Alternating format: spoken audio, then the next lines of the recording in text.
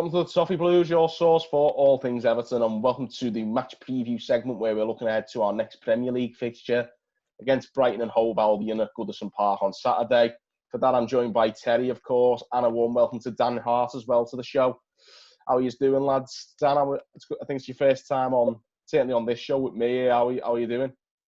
Yeah, Everton sound. It's going all right. It's my second time actually doing this. I've done one in February against Watford, but yeah, I'm all good. Hopefully it goes well. Well, fingers crossed. I mean, put it this way: you're in good company if anything goes wrong. Sound. Cheers. Anyway, speaking of things going wrong, one thing that isn't going wrong is Everton so far this season. 6 wins out of 6. I mean, what's happening? Terry, well, can you see us making it 7 out of 7 against Brighton? I hope so. I watched Brighton against Man United, not in the cup, in the league.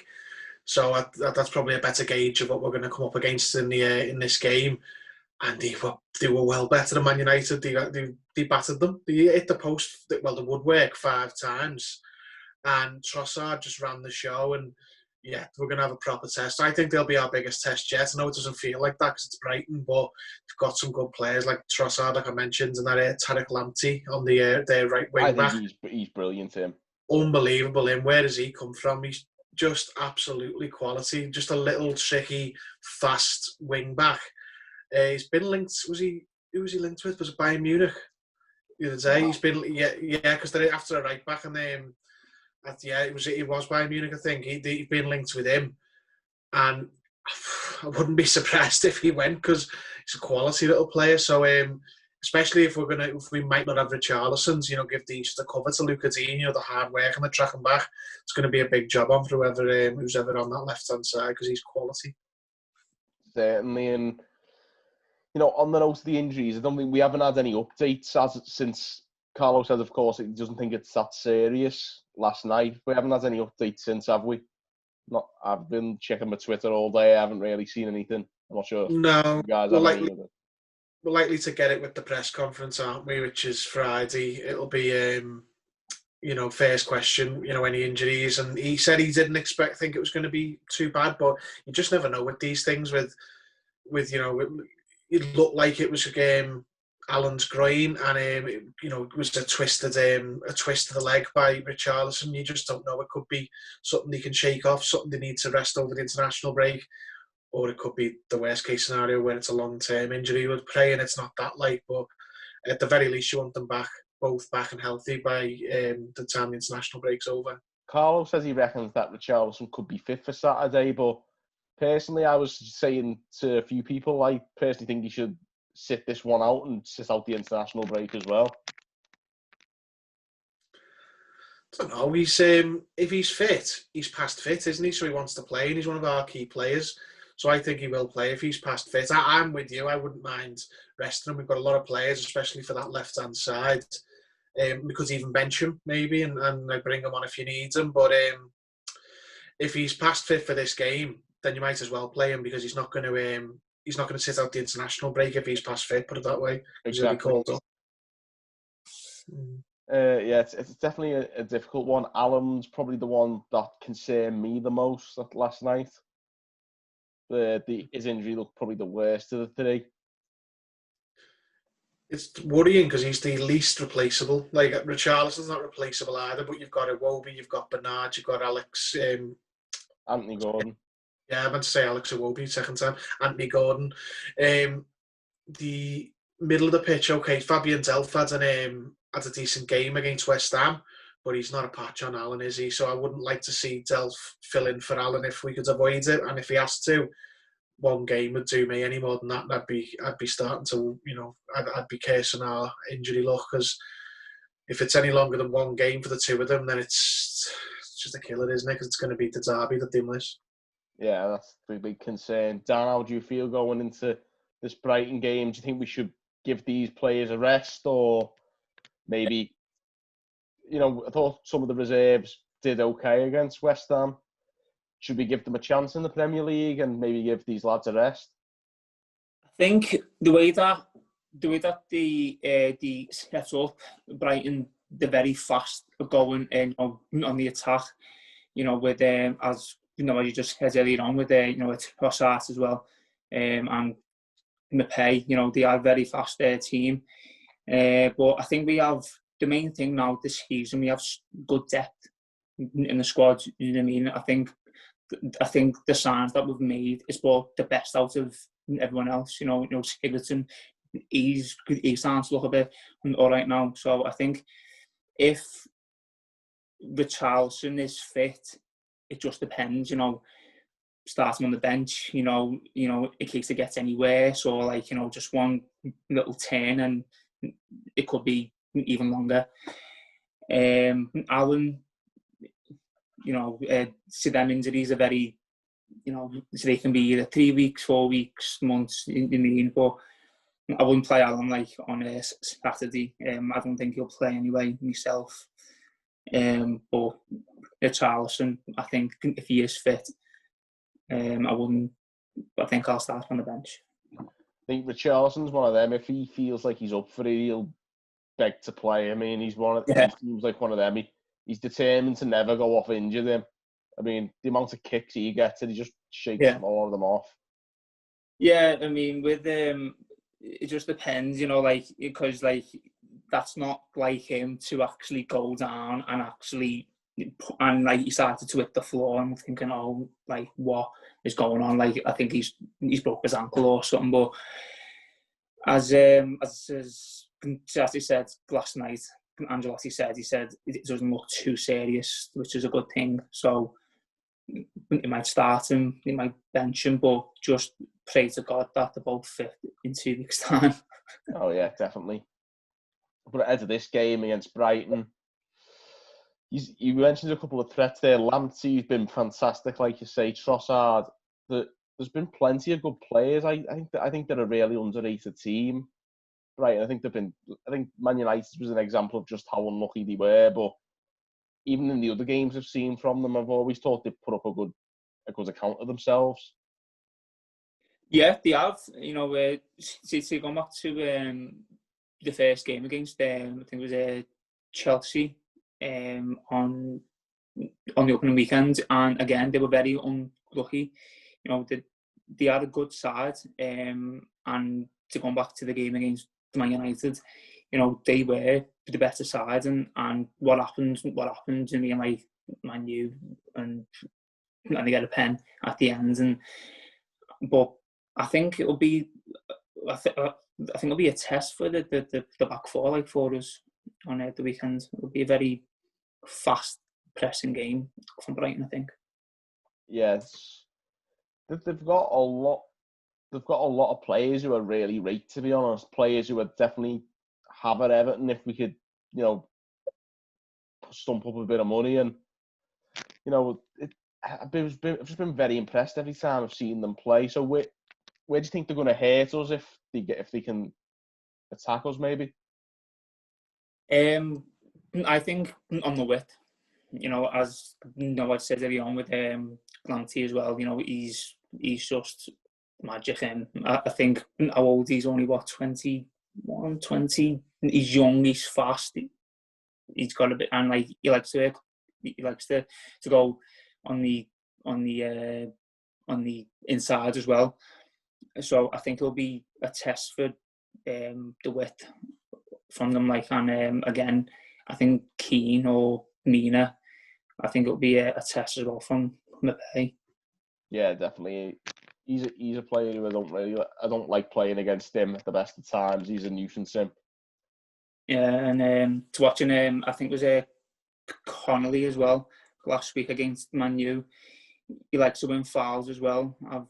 I noticed as well. We know that from last season when he threw himself and got himself a penalty. Yeah, so again, just watch out round about the box area or the final third because he does win fouls him. So it would be a test. Definitely. On the other hand, though, Terry, how could we hurt Brighton? James Rodriguez. It's just simple as now, isn't it? He's just a class apart. He never loses the ball. He never wastes a touch, never wastes a pass.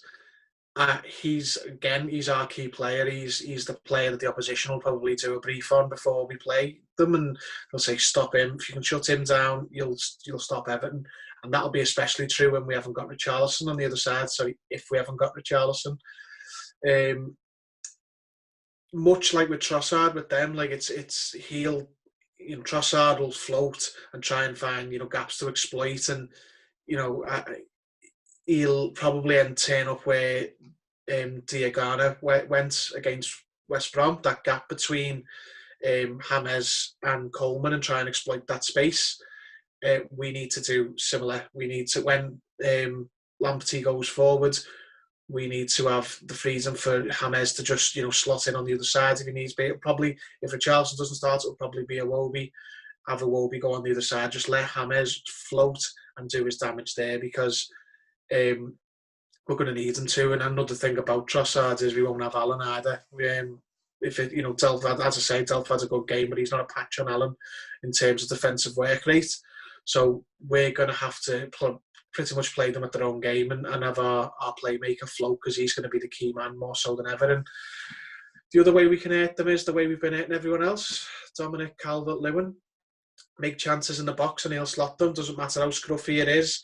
Whether it's half a chance, great chance, whatever.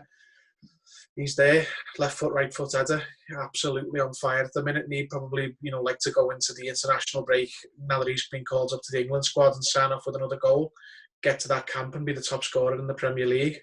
Oh, definitely. So, I mean, that's obviously going to be a big thing in the dressing room. Obviously, you've got the likes of Harry Kane and that.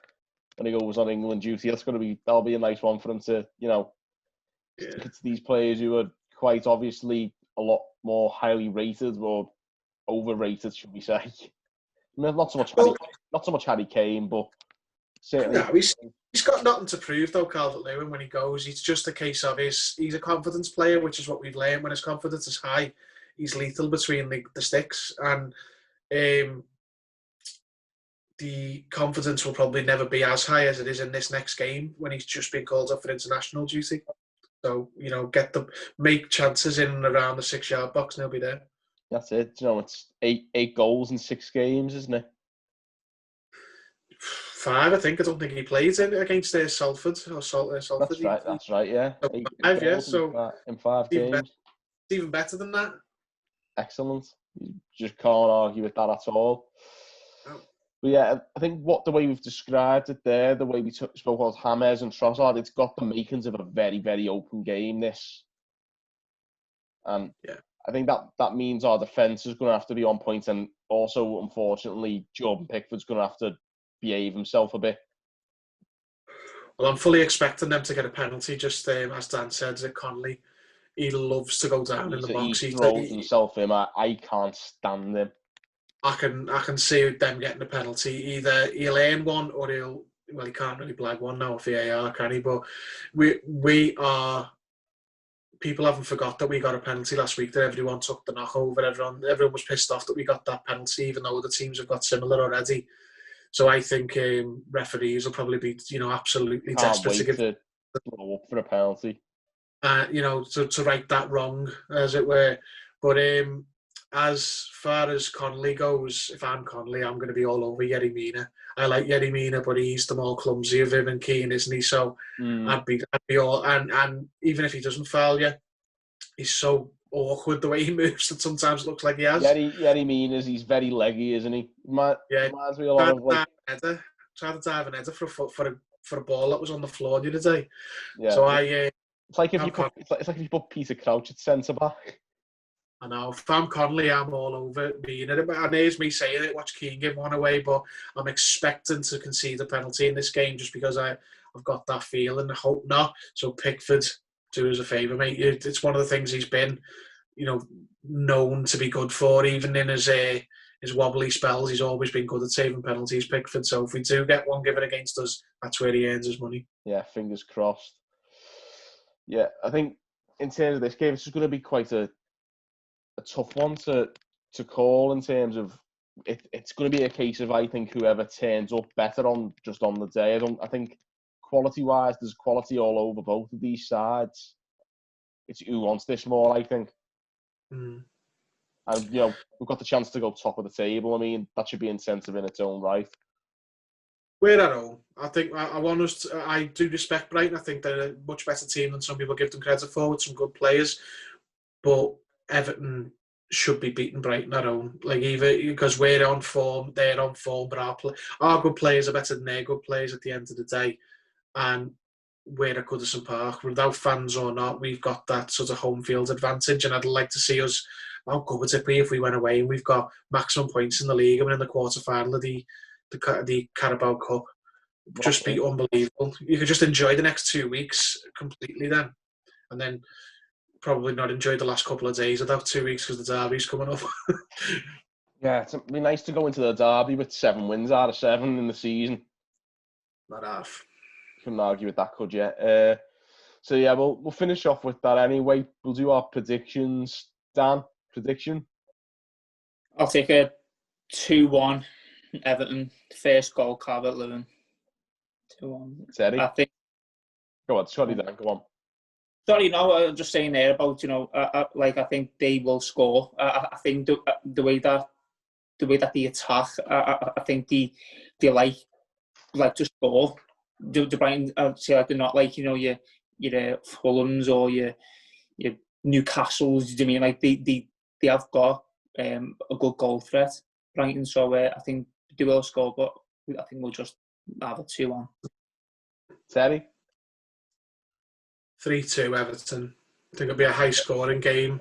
Both teams have got players who can score goals and will hit the other, but I think we'll shade it. So 3-2 Everton. I was going to say 2-1, then when Dan said 2-1, I thought I'm going to say 3-2, and then Teddy says 3-2. So I'm going to say 4-3.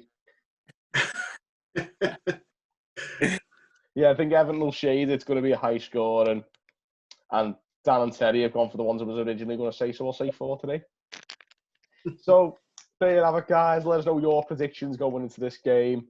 How you feeling? The mood's probably pretty high, I'd imagine. But yeah, we've got Brighton coming up on Saturday. Let us know how you're feeling going into that. Drop us a comment below, all that stuff. Give this video a like and subscribe for more of this sort of stuff. And until next time, thank you for watching on the Toffee Blues.